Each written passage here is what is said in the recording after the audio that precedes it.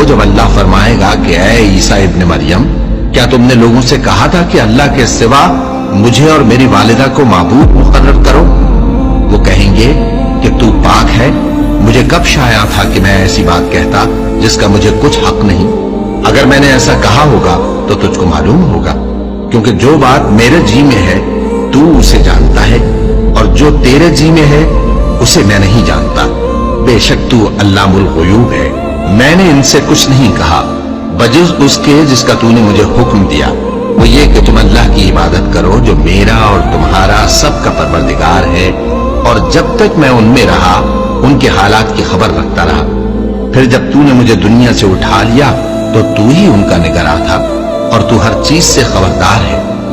अगर तू उनको अजाब दे तो ये तेरे बंदे हैं, और अगर इन्हें बख्श दे तो तेरी मेहरबानी, इसलिए कि तू ही गालिब है, हिकमत वाला है। अल्लाह फरमाएगा कि आज वो दिन है कि सच्चों को उनकी सच्चाई ही फायदा देगी। उनके लिए बाग हैं जिनके नीचे नहरें बह रही हैं, हमेशा हमेशा वो उनमें बसते रहेंगे। अल्लाह उनसे खुश है और वो अल्लाह से खुश हैं। यही बड़ी कामयाबी है। आसमान और जमीन और जो कुछ इन दोनों में है, सब पर अल्लाह ही की बादशाही है, और वो हर चीज पर कादिर है।